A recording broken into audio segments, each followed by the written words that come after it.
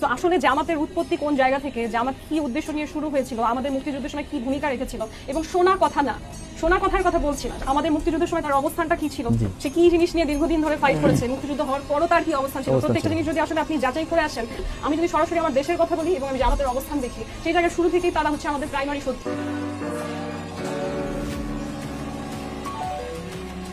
এবং আজকে যদি আমার মুক্তিযুদ্ধ কোনো কারণে বিফলে যেত, যদি আমরা মুক্ত না হতে পারতাম, আজকে যদি বাংলাদেশের পরিচয় বাঁচতে না পারতাম, তার সবচেয়ে বড় পিছনে একজন দায়ী ব্যক্তি, দায়ী দল থাকতো হচ্ছে জামাত। এটা যদি আপনি ভুলে যান কোনোদিন, যতই আপনি আত্মশুদ্ধি করেন, যতই নিজেকে ফরম্যাট চেঞ্জ করেন, যতই আপনি রাজনৈতিক উদ্দেশ্যে স্ট্র্যাটেজিক এর সাথে ওর সাথে পার্টনারশিপ করেন, আপনি যদি বাংলাদেশ হিসেবে আপনার পরিচয় ভুলে যান, যে আজকে যদি জামাত সফল হতো তাহলে আমি আমার বাংলাদেশি পরিচয় বাঁচতেই পারতাম না, এটা হচ্ছে একটা ট্রুথ, ইউনিভার্সাল ট্রুথ। সেটার মধ্যে না যাই, যেহেতু ওনারা টপিকটা এনেছে যে বিএনপি সবাই চাঁদাবাজ, সবাইকে ভদ্র করার জন্য, আদর্শের পথে আনার জন্য তারা তাদের সাথে ক্ষমতার চেয়ারে বসে গেছে। এই কাজটা সে ক্ষমতার বাইরে থেকে করতে পারে না, সে এই কাজটা প্রতিবাদের স্বরূপে করতে পারে না। হ্যাঁ, তার সাথে আমার ওই যে থাকে না, আমরা যে বলি যে দ্বিমুখী, আমাদের ধর্ম, আপনারা যে ধর্মটা ব্যবহার করে রাজনীতি করেন, সেই ধর্মের সবচেয়ে নোংরা কালপ্রিট কারা জানেন? এই দ্বিমুখী মানুষরা, যারা বাইরে একরকম ভেতরে অন্যরকম।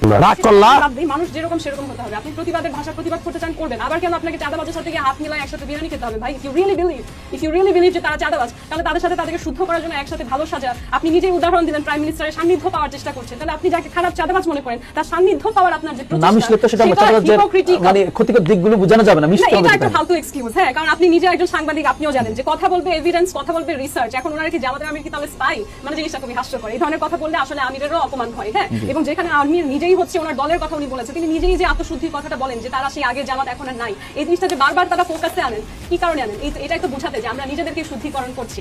আচ্ছা, তো এখন একটা কথা বলেছে যেটা আসলে খুবই, আমার মনে হয় পলিটিক্যালি খুবই incorrect, logically it's a fallacy, এবং এটা আমি আশা করি ভবিষ্যতে কখনো কাউকে বলবেন না। সেটা হচ্ছে একটা মানুষকে বলা যে আপনি কি তারেক রহমান, খালেদা জিয়া, জিয়াউর রহমানের চেয়ে বেশি বোঝেন? আপনাদের জামাতের যে লোক, তিনি আপনাদের কাছে নবীর মতো হতে পারে। তিনি আমাদের দলীয় নেতা, তাকে আমরা মানুষ হিসেবে সম্মান করি। কোনো অবস্থাতেই তার কোনো কথাকে আমরা কোরআনের কথা, কোনো অবস্থাতেই তাকে নবীর পর্যায়ে নিয়ে যাওয়ার মতো মুনাফিকি আমরা করি না, আমি জানিয়ে রাখি। এবং আপনি যেটা বলেছেন ট্রাক থেকে বিএনপি, খুবই মজার একটা কথা বলেছেন। আদর্শের জায়গায় আপনি যখন রাজনীতি করতে আসবেন, যদি দেখেন আপনার দল জামাত আসলে মুনাফিকি করছে, আপনার মধ্যে সেই ক্ল্যারিটি থাকতে হবে যে আমি আমার এই জামাতকে সাপোর্ট করব না। আপনার কোন জায়গায় যদি মনে হয় আদর্শিক জায়গায় যে আমার দেশের স্বার্থে ভালো করতে হলে আমার সরকার দলকে সমর্থন দিয়ে ভালো কাজ করতে হবে, অবশ্যই আপনি দল পরিবর্তন করবেন।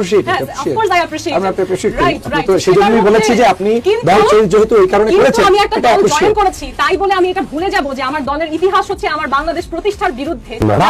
এই দলটা জয়েন করছে, আজকে থেকে দলের নেতা যা বলবে সে আমার চেয়ে বেশি বোঝে, সে নবী, এইরকম মুনাফিকি আল্লাহর রাস্তায় বাংলাদেশের